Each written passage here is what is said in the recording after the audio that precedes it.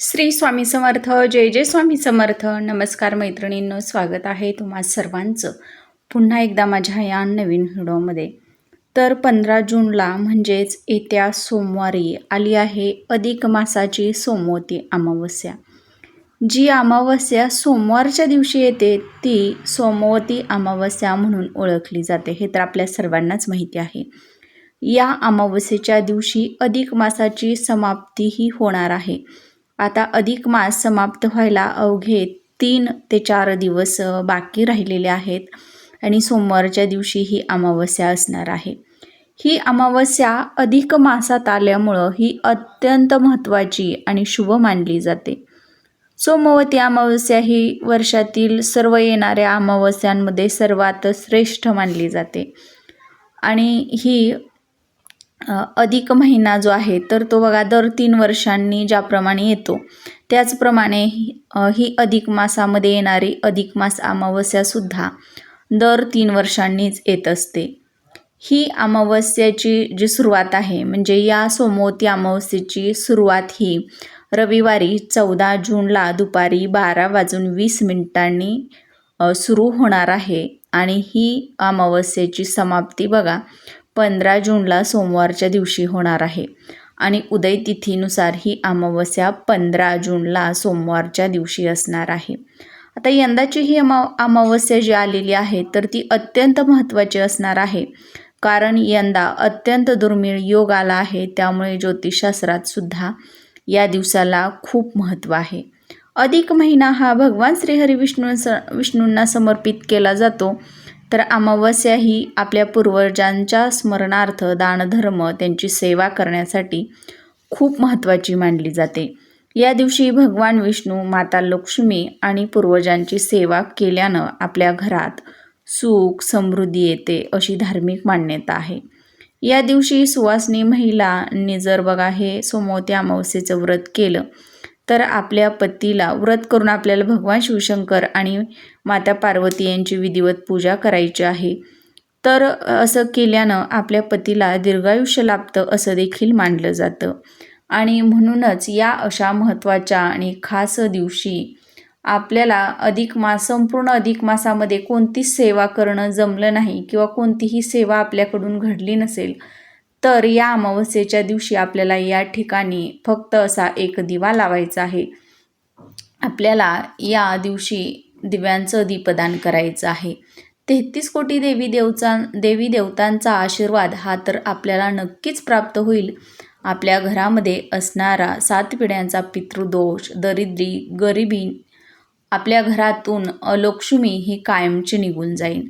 असा हा अत्यंत प्रभावी उपाय किंवा हे दीपदान आपल्याला आवर्जून या अधिक मास सोमवती अमावस्येच्या दिवशी करायचं आहे.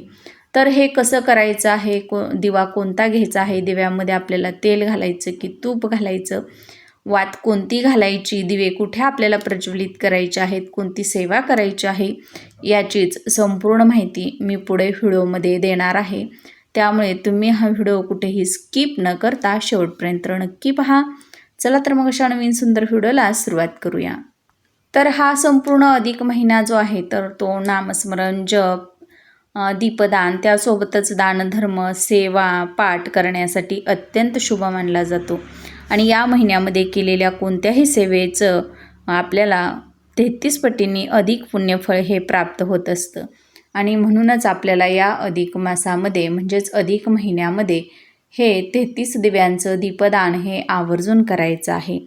यामुळे आपले पितृ तर आपल्यावरती प्रसन्न होतातच, शिवाय माता लक्ष्मीचा आशीर्वादही आपल्याला प्राप्त होत असतो.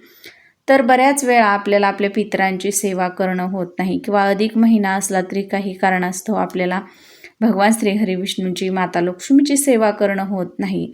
तर अशा वेळी आपण हे फक्त दीपदान जरी केलं तर संपूर्ण अधिक मासाचं फळ हे आपल्याला प्राप्त होणार असतं. तर हा जो दीपदान जो आहे दीपदान तर हे आपण अधिक महिन्यामध्ये बघा एकादशी, पौर्णिमा, अमावस्या या अशा खास तिथींना जर केलं तर अतिशय उत्तम राहतं आणि त्याचं पुण्यफळ हे आपल्याला प्राप्त होत असतं. तर वेगवेगळ्या तिथीला केलेलं दीपदान हे वेगवेगळं पुण्य आपल्याला प्राप्त करून देत असतं आणि अमावस्येच्या दिवशी केलेलं दीपदान हे आपल्याला माता लक्ष्मीची कृपा आणि आपल्या पितरांचे आशीर्वाद हे प्राप्त करून देत असतं. म्हणून आपल्याला काय करायचं आहे, या दीपदानाच्या दिवशी बघा, म्हणजेच अमावस्येच्या दिवशी आपल्याला लवकर उठायचं आहे, स्वच्छ स्नान करायचं आहे, नित्यदेव पूजा करून घ्यायची आहे. आता हे दीपदान आपण सकाळी जर केलं तर सकाळी 10 वाजण्याच्या अगोदरच आपल्याला हे दीपदान करायचं आहे किंवा मग संध्याकाळी 6 नंतर आपण हे दीपदान करायचं आहे. तर हे दीपदान करताना आपल्याला कोणत्याही प्रकारचा दिवा घ्यायचा नाही. फक्त आपल्याला कणकीचे 33 दिवे जे आहेत किंवा 21 दिवे आपल्याला बनवून घ्यायचे आहेत. ज्यांना जमेल 33 दिवे बनवणं तर त्यांनी 33 दिवे बनवून घ्या. ज्यांना 21 दिवे बनवणं शक्य होईल त्यांनी 21 दिवे बनवून घ्या. तर त्यासाठी आपल्याला थोडंसं गव्हाचं पीठ घ्यायचं आहे, त्यामध्ये चिमूटभर हळद टाकायची आहे आणि यापासून आपल्याला 33 दिवे जे आहेत तर ते बनवून घ्यायचे आहेत. आता 33 दिवे बनवून झाल्यानंतरनं आपल्याला या 33 दिव्यांमध्ये कापसाच्या दुहेरी वाती घालून घ्यायच्या आहेत. प्रत्येक दिव्यामध्ये दुहेरी वात ही आपल्याला घालायची आहे.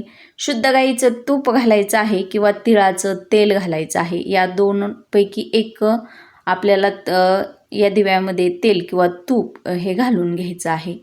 त्यानंतरनं आपल्याला हे दिवे जे आहेत तर ते देवघरासमोर घेऊन बसायचं आहे.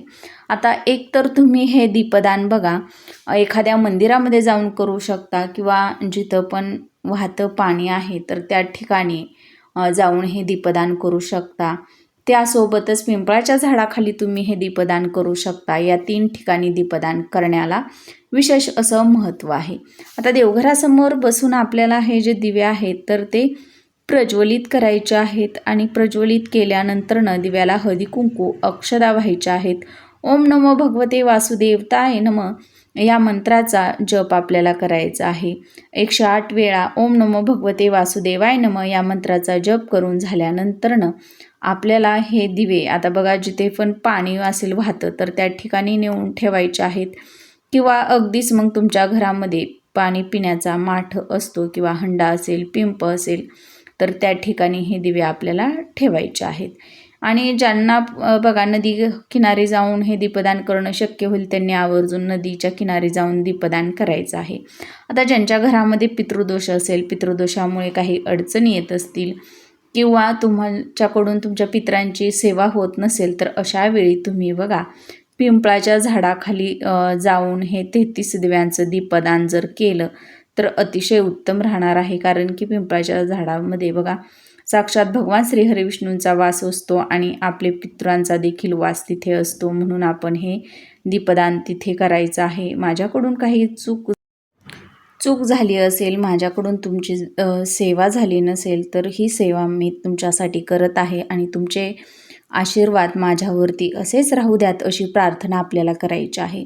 आता ज्यावेळी आपल्याला पिंपळाच्या झाडाखाली जाणं शक्य होणार नाही त्यावेळी आपल्या घरामध्ये जी पण घराची दक्षिण दिशा असते तर त्या दक्षिण दिशेला तुम्ही तुमच्या पितरांच्या स्मरणार्थ असं हे दीपदान तुम्ही तुमच्या घरामध्ये सुद्धा करू शकता. कारण की दक्षिण दिशा ही पितरांची दिशा मानली जाते.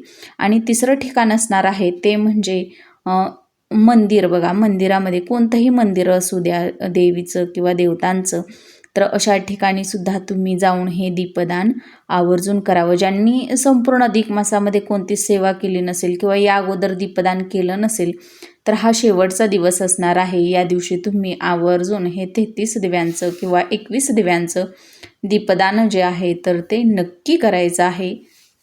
तर माहिती आवडल्यास व्हिडिओला लाईक करा, शेअर करा आणि चॅनलवर नवीन आला असाल किंवा पहिल्यांदाच भेट दिली असेल तर प्लीज चॅनलला सबस्क्राईब करा.